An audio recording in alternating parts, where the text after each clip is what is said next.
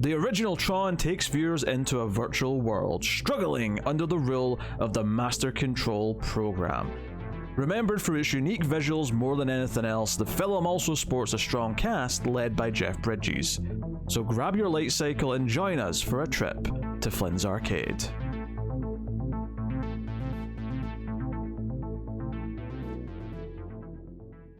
Welcome everyone to the Atomic Cinema Experiment. I am Peter, and joining me as always is Tara. Greetings, citizens. This is a science fiction movie podcast. We are wrapping up 80s season with one more 80s movie for this current jaunt through the decade, and that is Tron. So we'll start spoiler free as we always do. We'll give you a warning before we go into spoilers. But this is a movie that Tara wanted to do because she's determined to do the sequel at some point, so we had to do the first one. So expect that sometime in the not too distant future, but we're here to do Tron, which I had seen before once, but it was a long time ago. I didn't really remember a whole lot outside of the broad idea, but we'll get into it. And the basic premise of Tron is that Jeff Bridges plays a character named Flynn, who's a computer programmer and game designer who, when he's trying to fight back against the evil David Warner, who runs a computer company that he got fired from, he gets sucked into the digital world that's run by an evil program called the Master Control program, which is basically become self-aware and is like eating up other programs by making them compete in like gladiatorial style video games with each other. And he has to find a way out and find the evidence that he was betrayed all those years ago by David Warner. Also Bruce Boxleitner is in it, from Babylon 5, so that's nice too. And also Peter Jurassic, although I didn't catch him in the movie, but he's in the cast list. I want to say he's the first one that he has to play the games against. Oh, right at the start. Okay. He's got a similar build, actually. I can see that. But he's obviously, they're all, when they're inside the Tron digital world, they're all wearing these, yes, suits with the helmets. Honestly, the reason I say that is because he was so recognizable, but I couldn't place it, and I didn't bother looking it up. I actually thought he was a different actor, but now that you say Peter Jurassic is in it, I'm like, oh, I'm pretty sure that's him. Because there's something very familiar about his voice. Just imagine him saying Mr. Garibaldi, and it'll... Well, he doesn't have his Transylvania accent, though. No, that's true. But he has like a Brooklyn accent. Well, what's so funny is I knew Bruce Boxleitner was in this, but when he first showed up, I didn't recognize him right away because he's much younger in this, obviously. Yeah. And it took a few lines of dialogue where I started to hear it in his voice, and I'm like, wait a minute, that's Sheridan. Yeah, he's got that like more rounded face, youthful face. Yeah, so... And the glasses, too. I mean, it really does work for Clark Kent, so it makes sense. Yeah, so that's the basic gist of the movie. We'll get into all the ins and outs, of course, as we do. The inputs and outputs, you will, since we're going to be talking nothing but computer language for the rest of this. Yep. So, Tara, what is your initial scan and analysis of Tron? Well, I have seen this before. I watched it like 15 years ago. I don't remember. Maybe even longer ago. I watched it and I with some friends who liked it. I don't think that they loved it either, but they were nerds. So, but we watched it together, and I remember thinking that the movie could use some more score. A lot of the times, and it's kind of a cool looking film, but ultimately pretty boring. And I watched it, today, and I still kind of have the similar feeling. I guess I appreciate it a bit more because I do think it's quite clever and creative. I think the plot stinks, though. Oh, interesting. Oh, hold on. I'm getting attacked by a cat who's determined to find his way up. Something's pulling on your shirt there. Onto my lap. I didn't remember being that far, and he just jumped off. Like he fought his way on, and he jumped off after 3 seconds. I'm actively annoyed now. Like I get it. I have to deal with 4 cats where I live. It's awful. The principle, the thing. Anyway, so I did not remember loving Tron. I remember thinking it looked kind of cool, like you said, but like not necessarily. I think the first time I watched it, I think I kind of lost interest as it went on, and I don't know if I paid that much attention to, say, the back half or something like that. But I'd sort of crossed it off. I was like, okay, it's done now. I've watched it. Wasn't that into it, and I moved on. Obviously, though, watching it today again, much later, it's probably a similar amount of time for me. We're probably talking about 15 years, maybe 10, at the smallest amount of time. And paying attention to it and keeping my attention on it, because obviously we're going to talk about it and review it, so I have to, and really sort of making sure I was following what it was doing. Because I do think it drops you into the deep end a little bit. There's a lot of stuff right at the start where you're kind of already in the digital world with a lot of terms being thrown around before it comes out and does the establishing of, okay, what's really going on here, and set up the context. It actually does give you a little bit of more than I would say they should before they do that. I get wanting to tease it and like, here's some visuals, here's some of the things you're going to be getting later, but maybe just a little bit too much of it up front. I will say I do think the concept is quite interesting. I do like a lot of the cast. As you know, the opening conversation probably gave away, just because Jeff Bridges is obviously great. I like Bruce Boxleitner. David Warner's like this great character actor who pops into a lot of things. You know, known for Star Trek's, known for Supergirl, known for Teenage Mutant Ninja Turtles 2, The Secret of the Ooze, and of course he was on an episode of Babylon 5, funnily enough. Not the greatest episode, but he was on an episode. So I think I liked it more this time because I was kind of really sort of paying attention to it, and maybe it helps that I'm sure the last time I watched it might have been pre-HD, so I was, you know, I'm watching it in pretty decent quality now, you know. The rumble of the flying things going around sounded quite good on the subwoofer and all that. You know, there was a bit of immersion. Yeah, I agree. I think the production design is actually quite interesting and neat. I think the costumes, although they're cool, they're also very cheap looking, so it's kind of hard to really praise it too much. But it's interesting, like you said. I would say that like their technique for obviously making parts of it glow kind of hides a lot of the cheapness, but you can still kind of see it if you're looking closely for it and whatnot. Yeah. But I would say that the plot kind of, I think it's fine up until a point, but it kind of starts to dwindle in the middle of the movie, and I think the last half of the plot does kind of just meander, and it does just the most simplest thing without any real stakes. It kind of feels like it doesn't really have enough of like a character arc in the main part of the story, and maybe that's the biggest problem, is that Flynn is a character who's our main character. I don't know if he has much of a real arc in this. He goes on a bit of an adventure, obviously, and whatnot, but there's, you know, it's a very subtle thing, if anything, that's there as far as the character arc goes. And also, one of the things that I kept expecting to happen, and I do think it hurts the movie that it doesn't, but once he goes in the digital world, he goes inside the system, we never come back out again. You know, no. Barring the very end when it's all over. I was expecting, you know, because he's teaming up with Bruce Boxleitner and like Bruce Boxleitner's current girlfriend, his ex-girlfriend, and I was thinking we're going to cut back to them in the building, like, and try to feel, oh, what's happened to him? He's disappeared, and try to like figure things out, and maybe helping him a little bit by, you know, doing some hacky doos and whatnot.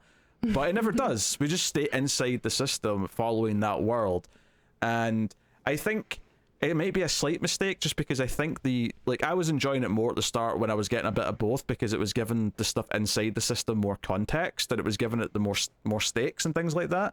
And I think just staying inside the world once we were in there, I think after we'd been in there for about 25-30 minutes uninterrupted, I started to feel like this could really do with like breaking up and going back to like real live action footage again of just actors. Do we not go back to David Warner at some point? As Dillinger? You might be right. There might be one small scene with him, but it's not a lot. We never cut back to the other characters, because I was thinking the entire time it's weird that we've not seen them again. I mean, obviously we see programs that are played by the same actors inside the system, but we don't see those people again until the very, very end of the movie when it's all over. And I really do think it would have helped break up and help the pacing and just keep me interested again, because they never let me miss like the fancy visuals. Like you kind of become numb to it after a while when it's like everything looks like this, and depending on the techniques, because it varies from obviously shot to shot and like scene to scene what they're doing, You know, some scenes do look a bit more like just a traditional cartoon almost, with actors standing in front of it. And then sometimes it looks a bit more obviously high tech and like wireframey or whatever. You know, it varies depending on what the moment is. Yeah, I suppose. I don't know how I feel about that, because I think going into, you know, the land of Oz or down the rabbit hole and then all of a sudden you're in Wonderland or, you know, whatever, I think that could work, and then you're not out of that area until our characters are, you know, and then they come back to reality. I think that has worked before, and it can still work in this. And I can't remember what the sequel is like, if that's how it works there too, but I want to say it does. That you're, you know, once you're in that world, that's where you stay. I think the reason why I wanted that and why I don't think it works in this case, I get what you're saying about comparing it to Oz and comparing it to these other things where once you're in that world, you stay in there. I think for me, the real context and the real people are what's actually important, right? Everything that's inside of the digital worlds, like, I never got to the point where I feel like I'm rooting for these other programs as real characters per se, because they're just programs working for the people in the real world.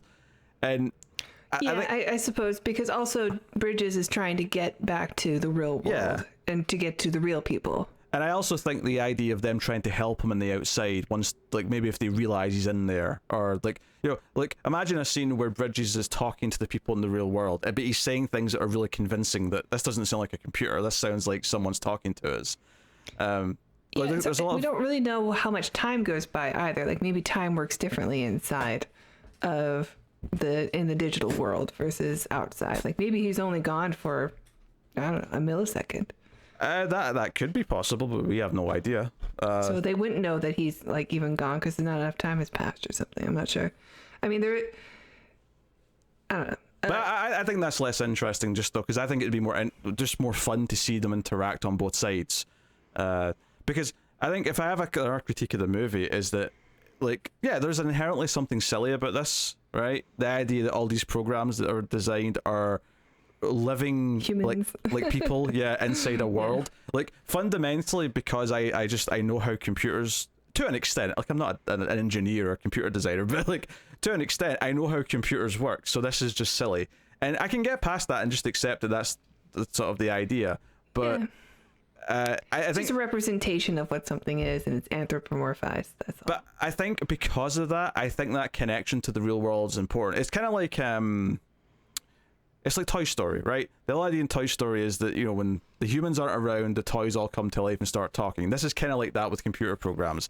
That inside the system, they're all actual people talking to each other, and there's this one evil one that's it's become self-aware. It's becoming the Skynet or the HAL 9000 or whatever you want to compare it to, and it's taking over all the other systems for power. The Proteus, right? Probably. And it's it's kind of mimicking real world, like greed and hunger and power struggles and all the rest of it, and that's all fine. But because of, like, never really buying into, like, these characters as being real, I think one of the things in comparing this to Toy Story is that Toy Story never focuses on Andy and the mum. Don't get me wrong, it never does, but it always kind of keeps bringing them back around. They're always, like, there for context of what each situation is. They're always driving what the plot is in the movie, and it is kind of true in this to an extent, where stuff's happening early on because David Warner wants the master control program to, you know, to hide evidence, to do this, to do that. But it does kind of, like, fade away after a certain point. And I think, obviously, I love the idea of a computer system, an AI going, like, you know, bizarre, going power hungry and, like, wanting to take over everything. Like, obviously those ideas are great. But because I think it's because Jeff Bridges' character Flynn never really kind of comes in contact with the only character who really talks to the master control program and realizes that he's, like, wants to take over the world, because, you know, there's a certain point in the movie, and I don't think this is too spoilery to say that at a certain point in the movie, this program is like, I want to just, like, hack into, like, the Pentagon and the Kremlin and just to control the entire, I can run the world better than the humans, right? It's typical AI supercomputer, I'm going to take over and be better stuff, right? But David Warner's the only character that this computer program ever talks to about this, there's never like the hero is never aware that he's fighting this. He's just trying to get out because he's stuck in a computer system. He's never aware that he's actually stopping a potential like AI coup of the world. And don't you think he kind of realizes it by the end?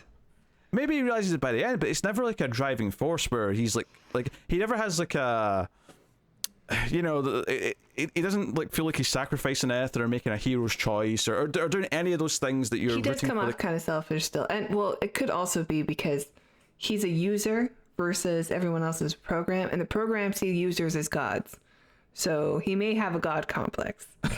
Well, no, but like just in a basic writing perspective, though, because he's never actually engaging with the main villain and what the villain's trying to do, and therefore is not trying to be an obstacle to it. He's just trying to get out. It feels, I think the knock-on effect to the audience, to me at least, is that I don't feel like it ever really feels like the real problem, and therefore I can never get super invested in them stopping the master program computer, you know? My real problem with the plot is that, okay, so David Warner and Flynn worked at the same company. Yes. And Flynn invented a video game, and Warner took it. He claimed it as his own. He got Bob caned. Yes. Yes. And claimed it as his own. Is that a Batman thing? Yes. Bob Kane basically stole most of what Batman is from Bill Finger. I watched a documentary on it a couple months ago. It's very good. So, and now this arcade game called something, I can't remember. There was like 5, I think. Like Space Paranoids or whatever.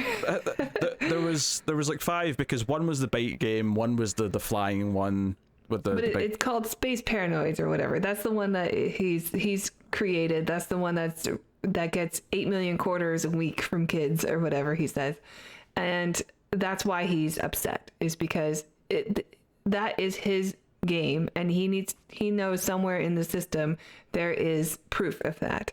Meanwhile, this woman and old man have invented technology that will scan things and digitize them, even if it's not just a person, which it ends up working, is a huge, like, way more significant than some video game. Yeah, Joe, is so funny about this is that it's in the same building. Okay, the same company's doing that. Fine, I can kind of buy that. But what gets me is that it's like the location. It's not like it's in like a lab behind like a test like door and like a quarantine area where they're doing all this testing. It's like the reason why Jeff Bridges gets hit by this ray, why the master computer is able to use it to like take him into the computer world, is because it's just sitting in like what otherwise is a fairly regular bit of the office where there's literally a chair with a computer sitting in front. It's really poorly placed, that desk. It's like they had no room for it, so just put it in the corner of like the maintenance area, but there's still like computers and stuff. I don't know. And then not just that, there's a third element that's brought in to where there seems to be a whole universe of sentient life inside of the electronics that can be accessed and interacted with, and that's huge. So like every time you create a computer program, like you're writing code, you're creating life essentially. That's also kind of a big deal. That's maybe even more big deal than the technology to transfer something into digital code. That's amazing.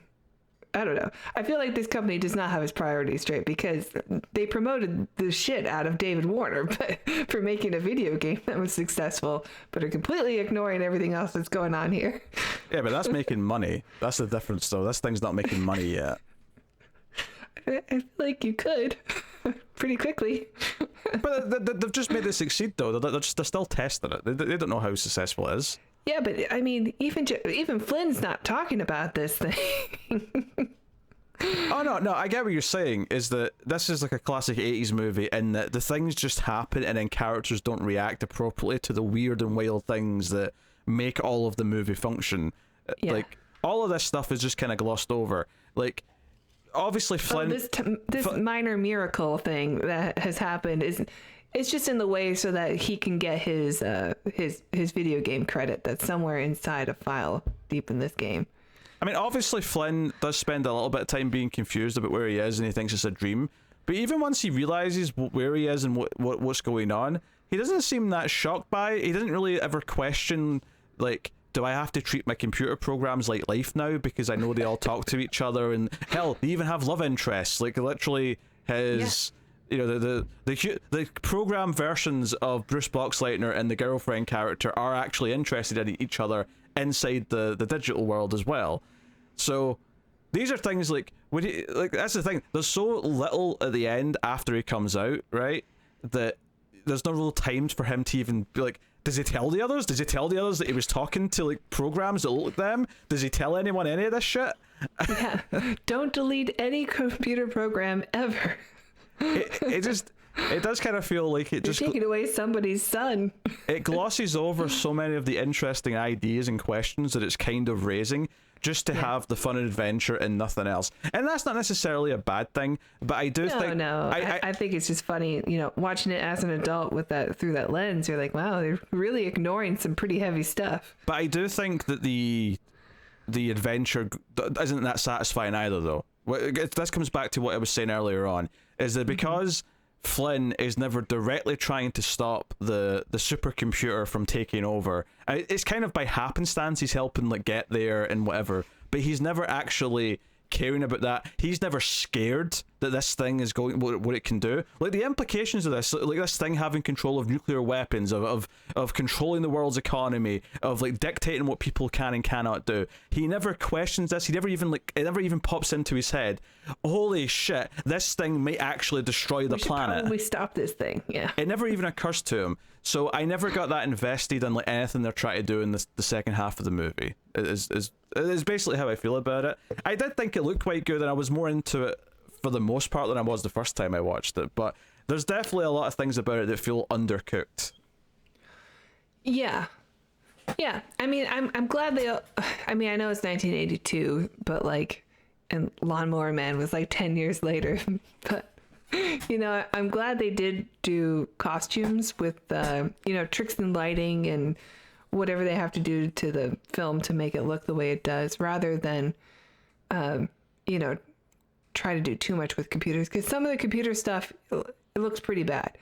Like, there's like a video game level, or I don't know if it's Flynn that's driving inside of the program, or if he's doing it in the arcade, but you just get a shot of like these walls popping up that he has to like navigate through, and it was so nauseating because they move so quickly. And luckily there was a really short demonstration, but I was like, ooh, that's gonna make me motion sickness. Yeah, I do think the visuals are its best strength, and that's clearly what they spent a lot of time on.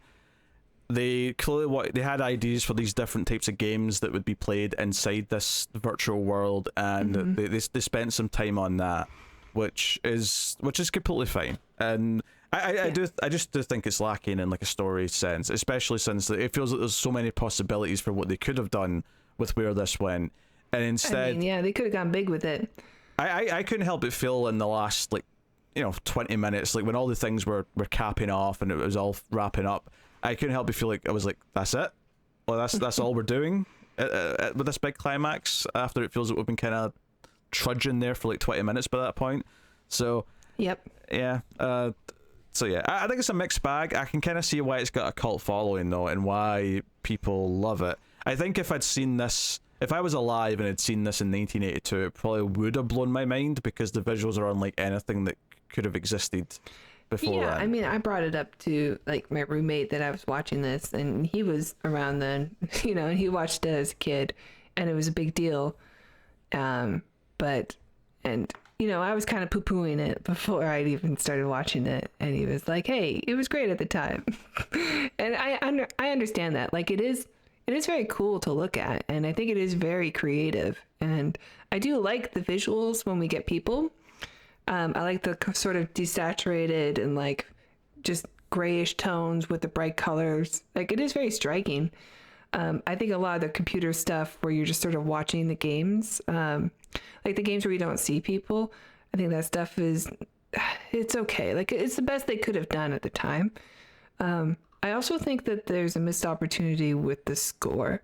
Like, sometimes the score is quite pretty and I like it, but it's too orchestral. Like, you should have had more synth, you know, or just something something that I mean, they didn't have Daft Punk at the time, but like after watching Tron Legacy so many times and listening to the score so many times, it's like, I don't know, this score is disappointing. I wonder if this is because you associate a certain sound with this type of visual, but that association didn't exist when this movie was made. Maybe there's no synth in 82. I mean, Blade Runner was that year. No, I'm not saying there was no synth. I'm saying that synth hadn't been married yet to these types of visuals. I'm saying that in our heads we associate synth with neon lights. We associate synth because electronic. of things. I want electronic music because of things like Blade Runner. But Blade Runner came out the same year as this, so they had not seen Blade Runner when this was being made. So. No. So those ideas might not have been like a common thing. I don't know. Maybe I'm wrong. I'm speculating because it was the first thing that popped out of my head when you were saying that. You're disappointed there's no synth, and I'm like, but maybe that wasn't something like an obvious thing to them at the time. I mean, sure. I'm sure they were thinking orchestral music would be better, and there are times where I like it, where I think it's quite pretty and it's nice, or they're trying to do something with like little bleeps and bloops, but they don't really commit to it fully. You still get those. There's a lot of times where it's just there's no score; it's completely silent. The scene with Peter Jurassic, I'm pretty sure that's him. There's just no score in it, and I'm like, what? Could really use some. We can use some adrenaline right now during this big competition that he's in. It's supposed to be a life or death situation, so like let's get some music to amp this up.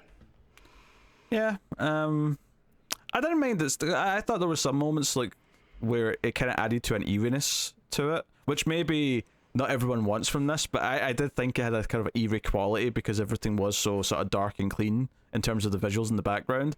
So to me, sometimes the lack of music kind of felt like, oh, this is giving it kind of like a spooky, not like a supernatural spooky, but like a otherworldly, like we're wandering around like a really weird spaceship that we don't understand because we're simply human, and this is like something designed by, literally a computer, effectively. So yeah, it's interesting, and that's the other thing is like, depending on how you write this, you could have written this like, is this real? Is this just all in his head kind of thing?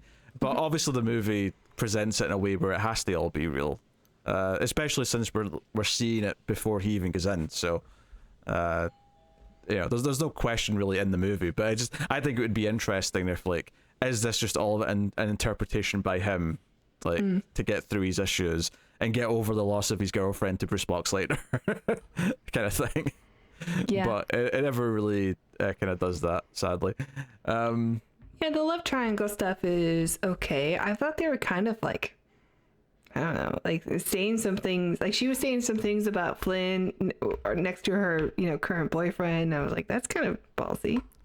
I didn't feel like there was a triangle though. I felt like it wasn't even trying to suggest that it was going to, like, I never felt like it was actually trying to build up to like her making a choice around like that. It was just kind of like, no, I didn't think so. Like she clearly, was over Flynn, but she still like boasted about how smart he was and why she was attracted to him, and like how, and he, like when they first see each other, he takes his shirt off in front of her, and Alan's like around also. And I don't know, like there's just some dialogue back and forth where I'm just like, I wouldn't say this next to like a current boyfriend in front of an ex-boyfriend. I don't know, like I think that would be weird. Yeah, I mean I think their whole chemistry is kind of, it's just very relaxed, right? But I kind of feel that way about all three of them. Like there's a very relaxed like obviously Alan, played by Boxleitner, clearly isn't necessarily in love with these little moments, but at the same time he just kind of gets over it, and they're hugging at points, all three of them. It's like they're a team. I don't know, it never really feels like much like some of the plot, it feels a little undercooked, and like, which I'm not even against, because like, let's face it, how many love triangles do we want to see? Did you want a love triangle in this? Really, probably not. No, not really. No, I feel like she was only there because they wanted to get a woman in a cat suit.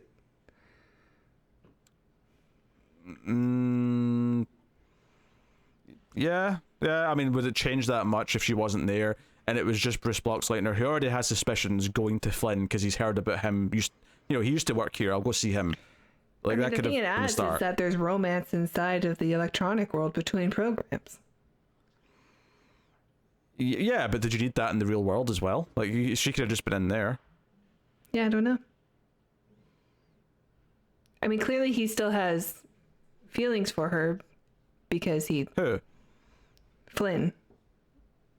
Yeah, okay, but what does that do in the movie? Like... Nothing. Yeah, that doesn't really make a difference. No. Like you could have done some subtext with it, but I don't think the movie actually does. I think it's just kind of like... I mean, they're all likable enough. Like, there's no... I don't think there's any characters in this that I disliked. Like, everyone, even David Warner is kind of this villainous guy. I like him as a villain. I love David Warner. I just want to praise him for a second because I think he's the only actor where every time I see him pop up, I think you'll just take any part. You'll just take any role, and I love him for that. I think he does well in these roles, though. Oh, he's great. Like, he's super dependable. He's got that like Shakespearean thing about him, you know. Maybe it's just his Englishness, and he's comes off very assertive, and he could be a villain or he could be a good guy. He could be fatherly or whatever. You know, I think he is a great character actor, and I just adore that he's willing to take any part, like literally any part. And he's wearing probably the most ridiculous outfit. No, there's one other that's more ridiculous. Okay, I'm not counting the guy sitting in the chair, but he's got like this stupid strap thing, and he's got like an extra big helmet. Yeah. Okay, I don't know. But you're right. Yeah. Otherwise, his outfit is very strange. Yeah. So I think it's a mixed bag. Like, I can kind of appreciate it for its technical qualities, but I do think from a writing perspective, it's not like a train wreck by any means. It's just very kind of simple and undercooked. Like, not so much at the start. Like, it's got a lot of stuff to set up, and it does feel like you're taking a lot in early on in the movie. But once it actually gets about halfway through, and it's like, okay, this is kind of our end goal to get to this point and do a thing, it starts to feel very simple, and it kind of... I felt like stretches where it didn't really feel like much was happening. It was just like, like, they're on their way. A little bit of a fight. They're still on their way. And then eventually something happens, and it kind of just sort of ramps up right at the end. There is one fun thing at the end, which we'll talk about in spoilers, but that's about it. I think maybe it's time to get to spoilers. Yeah, so spoilers for Tron from this point on. You have been warned. Nice rhyme. We'll get into it. What rhymed? Tron from this point on. I mean, it's pretty basic. Simple rhyme. But Fair enough. I mean, I was like, what, Tron and warned? I don't think that rhymes. What are you talking about? It does not. I'm glad we agree. So, yeah. Movie starts with like a little bit inside the world and showing that, you know, David Warner inside the world is basically the main bitch of the Master Control program. He's the what's the Star Wars equivalent to compare him to? He's the Anakin to Palpatine? What? No. What, are you being willfully dense? No, he's like the Peter Cushing kind of character. Oh, okay. He's like the Grand general. Moff Tarkin? Yeah, he's enforcing the stuff in the world. Okay. No, I thought that was like an obvious comparison to make. The Anakin. Oh, sorry. Does he become Darth Vader? I was trying to think of someone who had like a more corrupt boss. Oh dear. I'm just going for he's kind of sniveling and he's at the behest of, like, you know, in Star Wars it's the Emperor, right? So yeah. The Master Controller is the Emperor, and he's like the main general, sort of enforcing all the rules and all that stuff. But he's worried for his job. You should have had that before. I think that my example works just fine. We're still talking about the Emperor. Yeah, but Darth Vader's like more like get agency. Like, he feels like he's still in control of himself. He's not just the Emperor's, you know, little bitch, as I put it. Yeah, but Grand Moff Tarkin isn't Vader's bitch either. Like, they're both kind of equal. Okay, true, he's not sniveling, I admit, but like, I don't have a sniveling example. Okay. All right, let's move on. Actually, Domhnall Gleeson in the newer ones, he seems perfect. Yeah, I was gonna say Hux, but I don't want to keep this going. I don't know what his name was. I don't know the names of these newer Star Wars characters unless they're Rey or Finn or Poe. That's it. Good job. That's all the ones Baby I know. Yoda. Yes, Baby Yoda. I haven't watched past season 1, so I know he's got a name now. Yeah, no one's called him that though. So yeah, we enter into this world, and we kind of like start to come out and see the real context, which is that David Warner is this executive who stole these video game designs from Finn, and he's using like the Master Control program is effectively taking other programmers' programs and consuming them to make himself better, right? So he's doing that, and he's like high security, and he's also helping David Warner do his shady stuff. But very quickly it becomes clear that the computer, the Master Control program control, whatever is MCP. MCP. Yes. Oh, right, okay. From henceforth, we're just going to go with MCP because it's too much of a mouthful, right? That's what they call it too. Yeah. So the MCP from this point on, it's kind of clear that he's got his own agenda, and that David Warner, almost like the David Warner inside the computer who is like sniveling, kind of like he makes it clear that David Warner, in the real world, you're also my bitch. Like you see, that's effectively the dynamic. But I think David Warner plays both. Like I think he's playing the program version of him and the AI supercomputer. He's also playing the MCP. Yeah.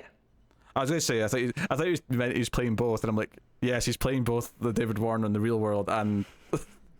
That's why I said all of them. Yeah, but both implies two. She said he plays all three. Okay. 3 roles. Okay. Oh, come on, both means 2, you know that. Well, yeah, I know, but like I didn't think I needed to clarify that he plays himself on the outside. I just want to be clear. I'm just keeping sure we're on the same track. That's all. Also, I love how we keep saying David Warner and played himself, which implies that he's just played David Warner in the real world. He always plays. I mean, he doesn't. He has range, right? But he definitely gets like, I don't know. He doesn't have vocal range or like character range. I don't know how to describe him. Like he's clearly typecast. He is, but like I've seen him do both like the peaceful, friendly version of himself, and then also But he the doesn't villain. act that much different. Like he just says evil things. You know.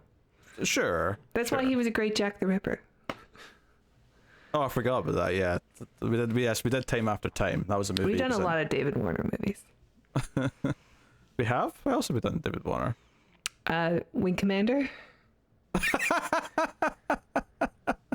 I did not remember that he was in that, but I believe it. I assume we'll do the Star Treks. We'll do Star Trek 6 one day. You're hoping. Well, isn't he in 5 and 6? Yeah, I think so. Because he plays a human in one and a Klingon in the other. Yeah, correct. Well, was that a human? It was more human, something more human. It may have been a Vulcan, but it was. You could see his face in one, and then the other one he was a Klingon. Yeah, one was definitely Klingon. The 6th one, he was Klingon. Yeah, in 5 he's like either a human or maybe just a Vulcan. Just something that's just a pointy-eared version of himself rather than. Don't let it end this way. So anyway, he's losing control to the system, but the system basically doesn't like that there's independent attempts to hack in. So there's 2 things that the MCP doesn't like. That Flynn's trying to hack in from the outside to try and like get proof of like that he was screwed over. So we see an attempt like that, and we actually see that his program, like he's like playing a video game basically. I mean, it doesn't look like that to him. It looks like he's just coding because he's got code on the screen. But inside the digital world, it's like he's like running, like he's got like an avatar, and like the MCP and the general are having to shoot down like his thing and like stop him. But he's getting close, damn it. He keeps getting closer, and he's worried about it. And the other thing he doesn't like is that Bruce Boxleitner is a programmer still working for the company who's building a security system called Tron, which is his program.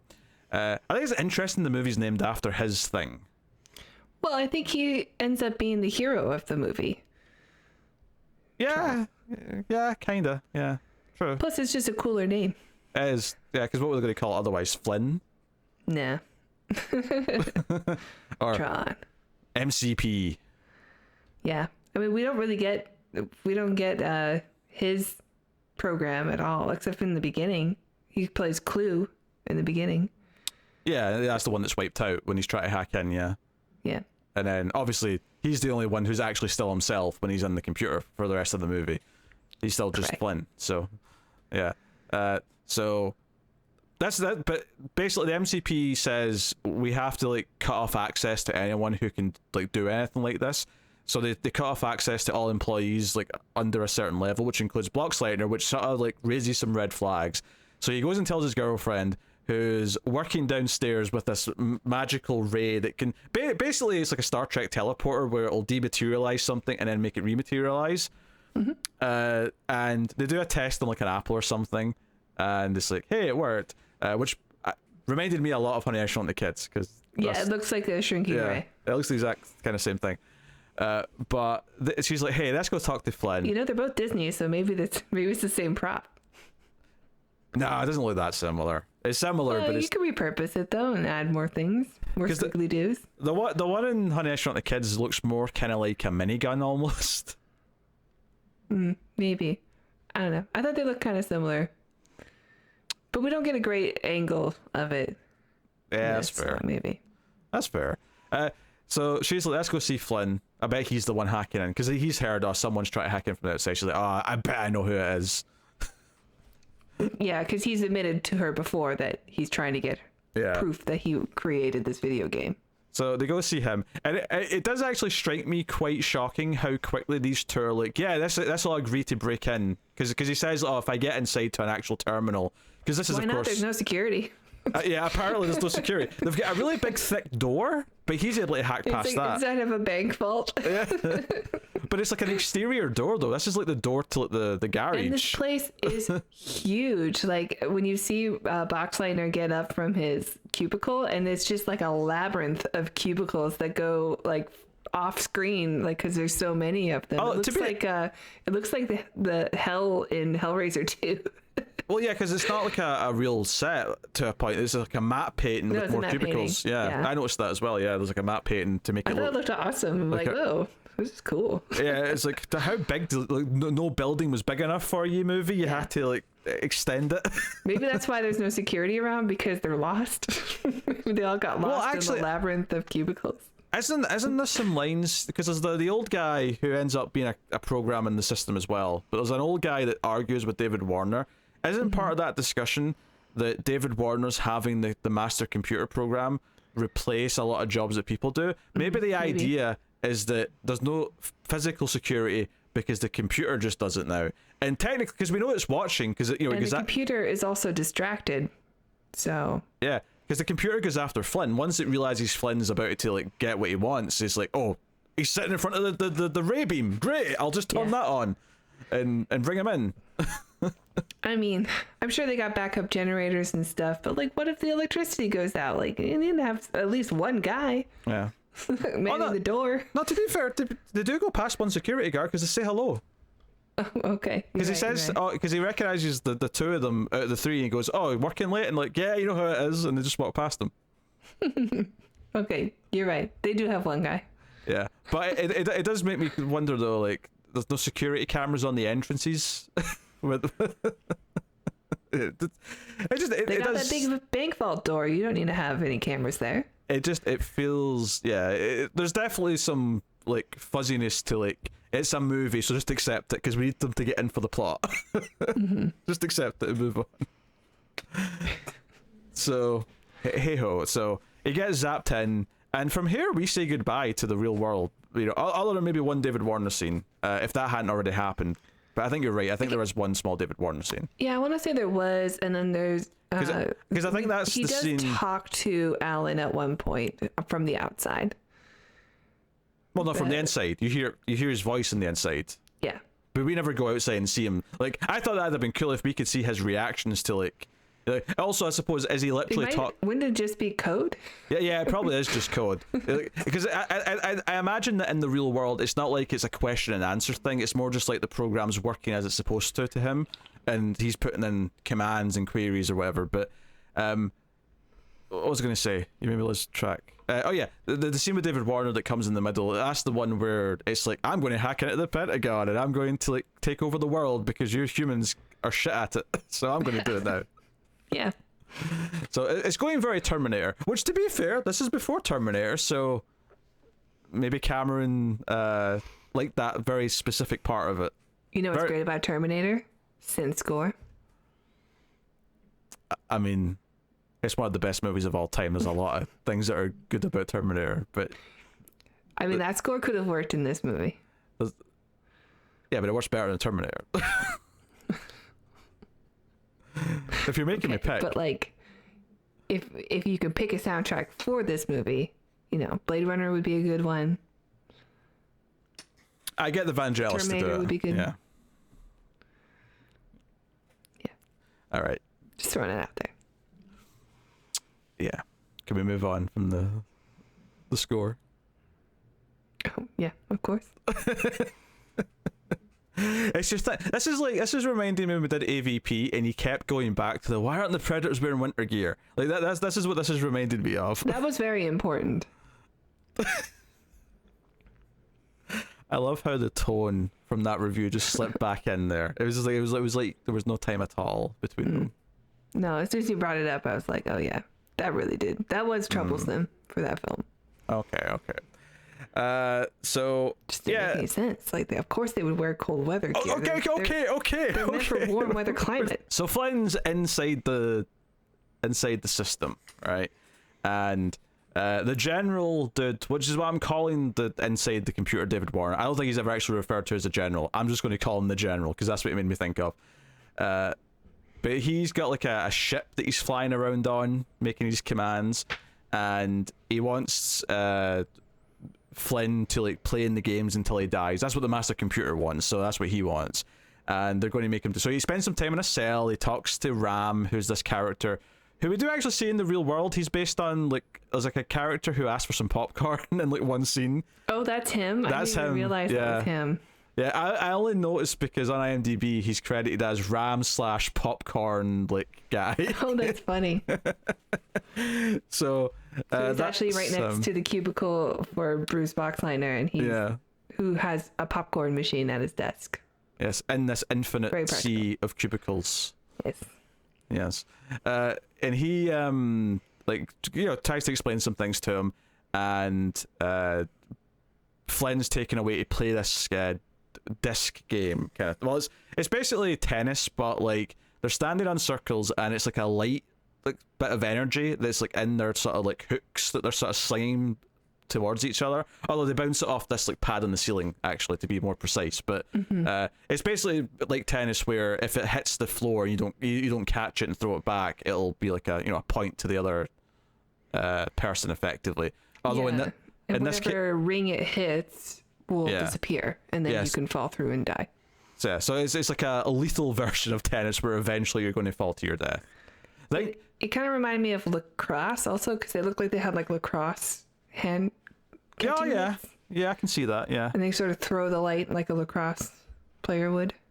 Yeah, I can see that. It's kind of a hard shape to describe, but that's probably the best way to sort of compare it to something. It's kind of like tennis meets like something in Fall Guys, where eventually you're going to fall, and that's how the other person wins. So that's the idea. For whatever reason, the master computer doesn't want to just kill him, because at one point David Warner, like computer David Warner, is going to just like make the platform disappear so he'll fall to his death, which does beg the question: would it kill him? Like, what would it do to Flynn, since he's not really in here? Because he also has kind of superpowers later, because he's a real person versus like the other programs. So it's like, like what actually happens if they try and kill him? Does he just kind of like Jesus in here? He just starts floating around like. I imagine he is a digitized version of himself, so he could be erased. So it would at least wipe out, his existence, because even if they can like beam his body back out, if they figure out what's happened to him, maybe his mind is gone because the computer's like deleted it effectively. Yeah. He has to be stored as code, right? Because he can't like breathe in where he's at or something, and he can't like eat or drink. Except, I mean, that is sort of represented in something else later on, but like... Yeah, they do technically drink something later, but yeah. But it's just power. They drink electricity. But it looks like water, though. It looks like air. You know, it looks like liquid, so... Yeah. Yeah, so he wins this game, but for some reason the MCP doesn't want him to just be killed. He wants him to play in the games until he loses in one of the games. And it's almost like suggesting that the MCP does have at least a bit of an ego / personality, where he wants like Flynn to like sort of succumb to his own design, and like he wants him to lose that way. So, you know, it's like, okay, yeah, he's truly self-aware because he's got a flaw. Like, he thinks he's perfect, but that's part of his like how human he is now. Flynn has been boasting since we met him about how good he is at video games. Yeah.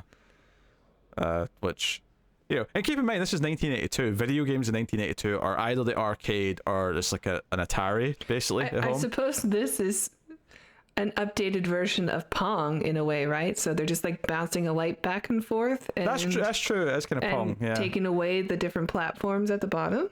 That's very lately the inspiration. They get more inventive though, because like right after this, they end up on the bikes scene where it's like the light cycles. Yeah, it's Team Red versus Team Blue. Our good guys are always in the blue, basically.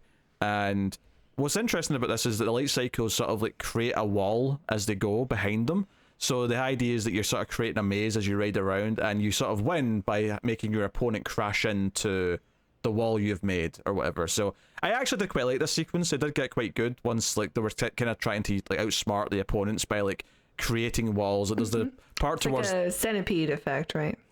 Yeah, kind of. There's a bit towards the end where Bruce Boxleitner and Ram, like, they basically both overtake the bad guy in the middle and just sort of make a very narrow like wall in front so that he can't go through and he smashes. I thought, oh, that's quite smart because they're sort of using it. Like, I don't know. It was a sort of simple rule that was easy to understand. It was quite visual, so you could sort of see what they were doing. Yeah. And I agree. The light cycle scene is the standout, I think. Yeah. Yeah. Obviously, the graphics are quite primitive, but like, you know. No, but it's easy to follow. Yeah. It's simple. The games are simple, much like early arcade games or early Atari games. Yeah. It's understandable. Yeah. Yeah, there's always that thought I have when I'm watching something from this sort of time period when they're talking about video games, and I'm like, imagine going back and just like showing them like Dark Souls 3 and just see how they shit their pants. Well, when I had Stadia, RIP, I brought it over to my dad to like, because he's a fan of Google stuff, so I was like, hey, check this out. And I plugged in, I had Red Dead Redemption 2 on it. And I was like halfway through and I just started showing him that game. I'm like, oh, by the way, this is what video games look like now. And he was like, oh my God. He's not seen one since the Super Nintendo. He's like, what the hell? I mean, my dad is a computer programmer, but like he works on like, you know, code. I don't know, top secret stuff. Software. Yeah. Operating systems, yeah. Yeah, it is kind of an interesting window into like probably one of the most fascinating things about this movie when you think about the creation of it is that it's kind of a snapshot into what the imagination of what video games could become at the time were. You know, when they were so primitive by like today's standards, like we have video games nailed down. We know what they are. They've evolved into a way where like we kind of know what to expect from them, and even we can even imagine what the improvements are going to be, because it'll be like, oh, it'll be better lighting, it'll be better this, it'll be better that, you know, maybe virtual reality, although I still think that's kind of never, you know, until it's not a headset where you have to wear in front of your face, I still think that's limited. But we can kind of imagine where it's going, because like it's been around long enough now that we understand the trajectory of it. But this kind of feels like it's from a time where it was this new thing and they were just imagining the wildest dreams, and this is what they came up with. And whereas I think today we would never think of this concept in the same way, because like we were saying at the start of this, that inherently this is all kind of silly to us because we just understand how computers work a little bit better than maybe the average audience would have at the time in 1982. And I think these concepts, I think the modern writers wouldn't come up with in the same way. So in that way, it's quite interesting. Like, oh, they would dream of this because they think about it differently because it wasn't common yet. Even the idea of, because like people wouldn't, in 82, people don't really have personal computers yet. I mean, maybe very few do, but like the idea of being an outsider looking in and saying, so write code into a computer and it responds back to you, like there's something in there that's thinking and doing everything and communicating back to you, and what that would interpreting that as a filmmaker into like, oh, we're just going to anthropomorphize the program. I mean, I don't want it makes sense. Yeah. Yeah, no, I get that, and I think I don't know what to put a year on when this would have changed, but certainly up until a certain time, I don't know if it was still true in this case yet, although it's still closer to it than it would be now, is that a movie character who works with computers was probably to the general audience the same way that a movie character who's an astronaut is, where it's like a really specific job that only a small percentage of people will ever actually get to do. Obviously that's changed over time, and now everyone works with computers, and astronauts are still just as rare, and like, you know, you have to do so much work and get lucky and like prove yourself and all these other things. But there was a time where the amount of the people in the world who were working in computers in a serious way were so small and focused that it was almost like that, where, oh, you work with computers, man, that's like so cool. And like, whereas now, like, no, like, you know, everybody works on a computer. Yeah, whether you're using Word docs. On a computer. Yeah, we're literally on a computer right now. So it's interesting to think of a snapshot of like what people envisioned the future of technology to be. You know, it's the same thing we talk about with retro future in a way, but this is more specific because it's to a very, you know, computers and video games are specifically what they're kind of playing with here, but with this sort of like almost like adorable kind of like imagination, right? And that sounds kind of, it is kind of endearing and sweet. Yeah. That almost sounded condescending, and I don't mean it to be as I hit my mic. But, you know, I think you get what I mean when I say that. There's almost like an endearing quality to it. Like, oh, you were sort of like letting your mind go wild with this. Yeah. So, I think that's kind of cool in that sense. But, yeah, so at the end of this, though, one of the walls gets blasted and Flynn rides out with the other two. So they become on the run. And I think up until this point, I was into everything it was doing pretty much, and I thought, oh, this is great, this is where it is going to be a bit more Star Warsy. Actually, I was thinking, okay, you've got your three main characters running around the Death Star kind of thing. That's what this is going to be. It's going to be them together bonding and getting to whatever the end goal is going to be. And sadly, I think after a little bit of them like talking, it kind of devolves a little bit, where, you know, Boxleitner gets separated from the other two. Yeah. And then like there is a cool moment where like Flynn realizes he can control the world a little bit, and he kind of like forms one of the flying kind of, I don't know, it's like an arc, it's like an N shape kind of thing that they're all flying. That these are ships that we've seen throughout the whole movie, but he kind of forms one out of like just random bits of debris in the world. They call it like the detectors or something. Yeah. It's from one of these video games, because, you know, the light cycles are one video game, and these flying things where you're shooting them are another one. And so maybe that's like the Space Invaders kind of take of these things. But he's like controlling it and flying it around. Oh, this is kind of cool. But this was kind of the moment, the sort of section of the movie where once he actually comes back to like the main ship and he starts sort of like sneaking around, I kind of felt like nothing was really happening for a while. I agree. For large portions. This is the part of the film where I get a little distracted by other things going on. Because like fundamentally, the only things that are really important here is that Boxleitner meets up with his kind of girlfriend inside the computer, and they make a plan to try and get to the IO building, which lets them talk to a user, right? So in this case, himself, you know, the real him, and he gets the magic disc, which is obviously something that the real Boxleitner's coded, which if you get that to the massive computer, it'll shut it down and, you know, save the world. And it's like, okay, great. And that's where the poster comes from, because it's him, like, you know, getting the disc and the beam of light, all that stuff. But those are the main things that are happening there. And I think that's the other sad part, is, and maybe why this, again, this goes along with my problem of Flynn feeling like he's not invested in what the main conflict is that this entire section, Flynn just kind of feels like he's off just sort of running around and not really doing anything. He eventually meets up with these characters again when they get on their little ship that's on their way to the master control computer core thing, but like his entire time when he's separated, it just kind of feels like he's just faffing around and like not really accomplishing anything. Yeah, he's trying to catch up to everybody, and he's got Ram with them who's dying, and he gets to.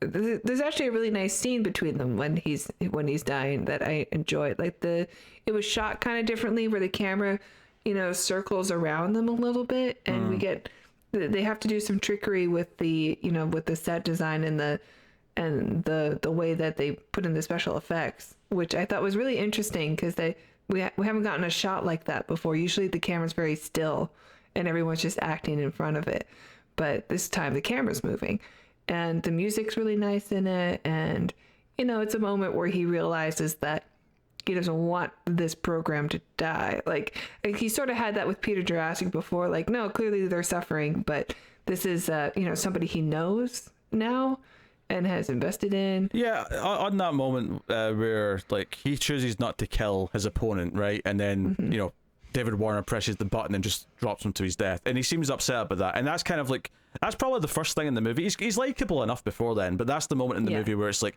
hey, he's good. He's a good person, you can root for him. As much as he's a little bit of a scoundrel in the way he acts a little bit, he's ultimately good, so you can kind of root for him. Yeah, he wants to win the game, but he doesn't want to kill the opponent, so he's willing to like not win in order to not let somebody die. Yeah, and I think that's, I wish they did more with this after him like witnessing this death, where it felt like like that should have been his motivating factor to be like, oh, I want to save these programs from this awful main computer, Yeah. It felt like that's what it should have been, but I don't think I ever got that from his character after that scene. Well, I think Ram is sort of the inspiration for him, because this is happening right as he's realizing that because he's a user, he is kind of like Neo in the Matrix. He can do things that other people can't inside this world. So Ram is like inspired by him, and giving him the ego boost that he needs to be like, you're a user. Which, by the way, I like that it's user, but it's so close to the word loser. No, I agree with everything you're saying here, but I wish it's had more importance for his character. Like, what you're telling me is that it's important from a plot point for him to realize he can do certain things, but I want it to be a motivating factor for his goals. I wanted it to be like an inciting incident for him to actually want to do something as a character. Like, it's cool that he's able to realize that he has abilities in here because of it, but I want it to inspire his drive, his motivation, his desire to beat the bad guy effectively. And I never felt like that was really there at all. Never mind, inspired by this or otherwise, I felt that was kind of lacking all throughout the third act. And I think that this is the moment that I feel like it should have been that as well. It should have been all of this. And I think that's why it feels like he is. He just feels like not as engaged with everything after this point. It's kind of weird. Yeah. He's kind of just along for the ride and passive for the most part. Obviously, he jumps into the light at the end to like give Boxleitner a chance to throw the disc in, and that's fine. But like, it doesn't really feel like he's doing much before that point, or that moment itself feels that dramatic on its own. Don't get me wrong though, I do like when it looks like, and this actually would look very violent if it wasn't for this visual style, but David Warner, the computer version of him, the general, gets kind of like the disc like through like at the top of his head, and you see sort of like some stuff pouring out, and I'm like, it's like he gets like a green stripe or something where it's clearly cut into him. But you do see like some red kind of like blocks or whatever it is in the distance. When it's like a wider shot, you see like some sort of red stuff coming out, and I thought, oh, interesting. See, if this wasn't this visual style, this is the sort of thing that like Disney wouldn't be proud of. They'd be like hiding this, but because it's this visual style, they kind of get away with it. Yeah. But because he does kind of fail, the supercomputer's like, oh shit, like they've got a chance of beating me here. I'm going to give David Warner, like digital David Warner, my power. And it basically enlarges to be like 50 foot tall compared to the other like programs. So we get this kind of scene where little Bruce Boxleitner's like diving and ducking out the way and try to like, I actually did kind of like that as like an action set piece. Like I enjoyed the visual of that. It was probably my favorite thing about the ending, honestly. It was just the absurd visual of like big, kaiju David Warner, but like, come here, you. Yeah, and of course he's much slower because he's so big. Yeah.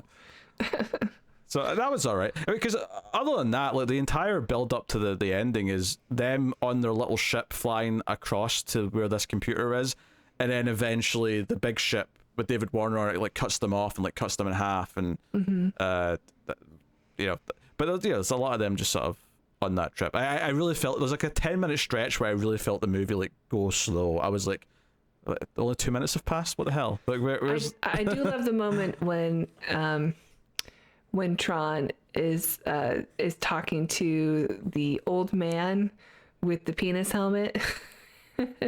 Isn't he also in like a sort of pyramid kind of chair as well? He's got like a weird thing going. It's very like Lynchian to me. This is the guy who, this is the program who controls the IO, where he can communicate with the user. So he can actually talk to his user. But he has to have the username. Luckily, it's Alan 1 because there's not a lot of people who are on this yet. Yeah, and I don't think it's like technically connected. Well, I guess it is connected to an internet because Flynn... It's a closed system version of that, right? Yeah, well, yeah, but Flynn's able to hack it from his place at the start of the movie, so that suggests that at least there's a way that it must be hooked up to some sort of phone line for him to do that. So yeah, it must be. Unless they didn't think about it and just said, that's possible. But we can explain it. We can explain it with our supercomputer brains. Yeah. But anyway, I just like the design of that character because you haven't seen anything quite like that before. I mean, it turns out he's in some sort of thing, like a suit that's giving him that. It's not like he's just, this version of him is just a cubic person or a pyramid person or whatever with a penis hat. Yeah. But I enjoy that. Yeah, and obviously there's a moment when they're on the ship, when they're having a quiet moment before all the action kicks off again, where Flynn comes clean and says he's a user and explains that to, Boxleitner and girl, and they're like, whoa. Yeah, because that's like their god, users are their creators, and it's acted. I say god, but they do talk about it as a religion, like even the general that you're referring to, part of the thing that they're doing is trying to wean out who is a believer in users and who isn't, because then they can bring them to their side. And so but we're in control here. There is no God. But they are disillusioned though, because Flynn says that the users don't really know what they're doing either. They're just kind of making it up as they go along, because they're assuming users have a plan and that like a god, like they know what they're doing and there's a reason for everything. And like, nah, we're just kind of making it up, just trying the best and whatever. We screw up a lot. Sorry. Yeah, the idea though that the supercomputer wants to like basically find loyal programs and like kill any program that believes in the users is kind of interesting, because it's almost like, no, I'm your fascist leader and you're going to believe in me and nothing else, so I can't have you believing in the humans. Like the whole point of this is that it's just me now.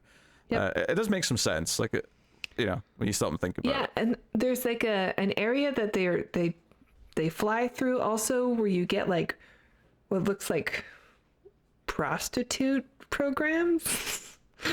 It's just, I guess that's the porn represented there. There's only 2 women, and then you get like how much porn was there on this like intranet it's inside a work thing, right? So it would have to be kind of hidden and really deep into the do you think whatever this is. Do you think the real person that Ram's based on, the popcorn guy, you think he's just got a couple of secret little that's real Ram's that's his secret file. But I mean, what is that in 1982? It's just like, is it just like green text that makes up the image? Like it's just those old things, you don't just see them anymore, but it's just like all the keyboard symbols and letters that make up an image because they're typed out a certain way. Is that what it is? That has to be it, because it would take so much work. It would take so much time to like get that right. He's been sitting there perfecting his dream woman using and you see like women, like brackets. other people with like crazy hats and like different colors that we haven't seen yet in the world, and different outfits. And it kind of opens up this world of like, oh, there's a lot more going on here than even like just the games and the super mad computer trying to take over everything. Yeah, luckily for Flynn, jumping into the big beam at the end just sort of like automatically beams him back out into the real world. So good for him. I mean, this is what I'm saying. Like maybe like cutting to like the real people. Maybe because maybe they realized. Let's say they'd realized by this point he was inside the system. What if they were doing something in the real world to like, okay, we have to catch him just in time, otherwise like he's going to be gone for good. Yeah, we have to make sure the beam is ready for him to jump into or something. That would have and then it beams out to. Yeah. That would have raised the stakes a little bit, and it would have like given them another ticking time clock at the end. You know, I'm thinking kind of like Back to the Future, where you've got the, we have to like get the lightning strike at the right time. We have to do all this at the right time for it to work. Like it would have maybe added a bit of more stakes to all the stuff at the end, where it's like, oh no, this is the other thing we have to deal with. Like so, those are the two key things I want from this. I want Flynn to actually care that he's trying to stop this supercomputer from taking over the world because that's the path that it's on, and also probably a bit more stakes from the real world about that, like we have to save him, and they're trying to like bring him back out into the real world. And maybe their part of the arc could be that Flynn's like going to like respect Bruce Boxleitner and see him as a good friend now because he helped save him, kind of thing. Yeah. And he kissed his ex-girlfriend inside of the program version of her, so he got that out of his system, I guess. Sure. So he doesn't have to go after her in the real world. Yeah. Yeah. Yeah. I think there could have been a stronger arc there for him, both in kind of like maybe forming a friendship with him, but also getting over himself a little bit. But yeah. I don't think there's really that much of it in the movie. It's kind of like you can still view what he does at the end as kind of a sacrificial moment, but bizarrely though, because it happens so quick without much sort of pomp and circumstance, it doesn't really feel like he really is. I guess he doesn't know if that's gonna, if he's gonna be saved by doing this. So he could die. Like maybe he's accepting that. Yeah, technically he doesn't know. So technically it is a sacrifice moment, but I don't think the movie like really like focuses and like emphasizes it as that way. It doesn't feel like a big moment where he's like, shit, this might kill me, but all these programs are in trouble, like I have to try and do something, either for them or because he's trying to save the world because he knows the supercomputer is going to do bad things in the real world. Whatever the just any one of these things, but ideally all of them being like further developed and really emphasized on, I think in the script would have been really beneficial to the climax. The MCP before he takes over the Kremlin and the White House and whatever other national security thing we have. We have to take over the MCP before he forms the OCP in the real world. Very nice. I know what that is now. It's RoboCop. Yeah, very good. So there's not a lot like after he comes out. Like we see him reform in the chair where he get beamed in, and then we just see him arrive at like the building in a helicopter, like he's the owner now because he's proven that the other guy stole everything from him, and our two other main characters hug him like they're all a big happy family, and then that's it. The movie ends. There's one shot of David Warner looking upset because he realizes he's screwed, so there's that too. Yeah, so the evidence that he found was just printed out on a piece of paper, and I guess that was enough. I'm assuming that the information in the system's also there to back it up, because you could just type that out and print it. Yeah, he went through all that adventure just to be like, here's a piece of paper that says I should be in charge of the company, and they go, this is just a piece of paper, you could have written anything on it. Sorry. Yeah, but just happy ending, fade to black. I think as much as I think that the back half is a little bit of a slog in places and it doesn't feel like much is happening, I actually think it could use maybe 15 minutes more and just fleshing out of all the ideas we've talked about to really make the ending matter more. But, yeah, I agree. Yeah, so it's an interesting film, don't get me wrong. Like there's interesting elements, especially visually and technically there's interesting elements, but it is lacking a bit in the story. Like the script just isn't quite there to really make it all feel like it matters by the end. It actually has huge ideas in it, but they don't really get explored. No, so. They kind of gloss over and just like, he's in it. It's ripe for a sequel. Very good.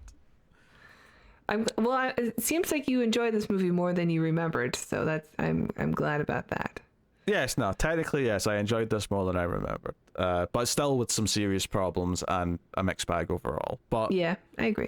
The part I liked, I respected a lot more this time, I think. So I'll say that much. Plus, you got to see Bruce Boxleitner in something. This is probably the best Babylon 5 movie we've watched so far. Well, it's got at least 2, well 3 if you include the guest star with Warner. Yeah. Got 3 Babylon 5 members. Actually, on that subject, there was a really silly looking movie starring Ivanova that I need to go back and find for a bonus episode. I want to say that I've brought it up before. Yeah. Yeah, it was when I was looking for movies for something else. I was looking for, I think it was disaster movies, but it leaned more sci-fi. So it was like, oh. Yes, I want to say she's in some B movie cheese thing that looks great. Yeah, late 80s, early 90s, something in that range. Yeah. But anywho, I guess that'll take us on to our ratings for Tron. So Tara, would you like to rate Tron? I didn't keep the computer speak up long enough. Damn it! Give your numerical conclusion to Tron, please. / // HTTP dot. If I could mimic a dial-up noise, I would, but I can't. So. Yeah. Okay. Should I say it in C++ or? Just kidding. I don't know. I'm kind of torn between 6 and 7. I do admire the movie, and I think it's very creative, and I do think there's a coolness to it, but also a silliness to it that it doesn't quite reach the ultimate cool. And there's some stuff that's just kind of lacking. I'll go right in the middle. I'll say 6.5. That's exactly what I was thinking. See, as you said between 6 and 7, I was like, yeah, 6.5 sounds about maybe right. Yeah. Or maybe just the 6. I'm kind of torn between a 6 and a 6.5. 6.25.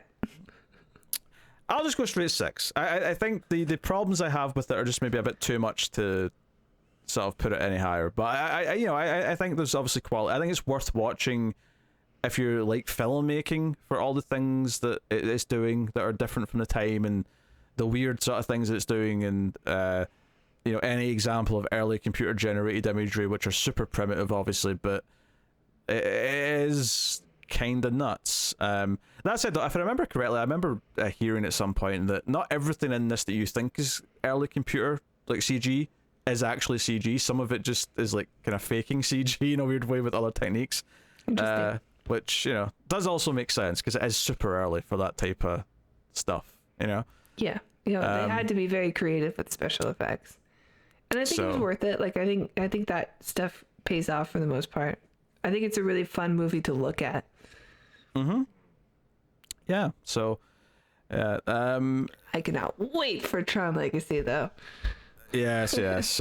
We not too soon, but we do have an upcoming plan to do like a month or so of like second movies of movies we've done the first ones of. So you'll be seeing Tron Legacy in the not too distant future, along with some other juicy sequels. But before we get to any of that though, we have to do a lot of other sequels for one particular franchise before the new entry comes out. So next episode will be Transformers Revenge of the Fallen, and this episode was a bit late getting recorded. We had to push it back for a couple of reasons. So what should happen if all goes to plan is you'll be getting the next episode of this show quicker than you usually do. This one was late, so you effectively are getting this kind of, I guess, early. Well, not early, you know what I mean, like early for... If it's skipped a week, this is early, if that makes sense. And then you get Transformers 2, sort of, and quite quickly. But the point being is that Transformers 2 is next. Look forward to it. We have to watch that movie, so please watch the review so that it was worth it. We're going to have so much fun talking about robot balls. Yeah, oh God. So many complicated, problematic characters. Oh yes, of course. Yeah, we got that to look forward to. It's a whole wild ride. So join us for Transformers Revenge of the Fallen. We'll be basically alternating between Transformers movies and other movies for the next several weeks. So look forward to that.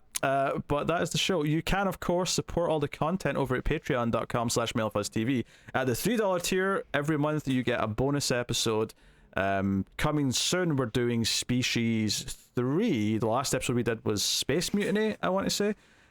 So those keep coming and building a catalogue. There's almost 50 of those now, those bonus episodes. Hell yeah. Check out. And then, of course, at the $5 tier, you get access to the Ace Meltdown, which is another monthly show where we just kind of talk about all the different random movies we've been watching, kind of casually, catch up on our movie goings have been, and we do a sci-fi quiz. We just did one, right? We did, yeah. We just had, I say that was episode 8 of Meltdown that just went out. So yes, that was episode 8.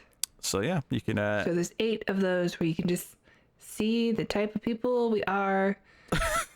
I mean, I feel like we're our authentic self. Sometimes you say you're putting a character on, but I don't buy it. As opposed to these well, putting a character, like it's a heightened version of something that's true, right? So sometimes I'll play up a hatred of something for the lols, or Okay. It's like Tim when he claims he loves the Leprechaun movies. He has to like pretend, and he turns into this character of himself. Yeah, but I think he legit does like those. He can't do that. Doesn't make sense. That's not possible. But I like some of them. That's not possible. You're faking it. You're lying to yourself, and most importantly, you're lying to me. Stop it. I mean, what other movie turns lawnmower blades into breasts? Leprechaun 2, baby. Oh, jeez. There was a really awkward pause in that sentence that I'm not even going to go into, but it really made me laugh where I thought the sentence was going. So, yes, check out the Patreon. Obviously, you get bonus episodes for the Collector's Cut and for Screams After Midnight and all that stuff as well. So, worth having a look. Those are pretty good movies that you guys do on Collector's Cut, so that's worth it. Yeah, sometimes. Yeah. So far, every time. Oh, you're talking about Extra Reels, the $5 bonus show, yes. Yeah. That's a good show. Yes, we talk about Gone with the Pope. That's such a good movie. And Dangerous Men, and Miami Connection, and Deadly Prey, and movies like that, yes. I wonder where you got all those movie titles. Yeah, it's almost like there's someone feeding them to me. You should do this one next. Tara curates that, so she's not on the show, but she curates it. This is the it's the deal we've made since I can't talk about my favorite genre. That's not sci-fi. Yeah, is your favorite genre shit movies? Yep. Movies that make me laugh, okay? The real comedy gold.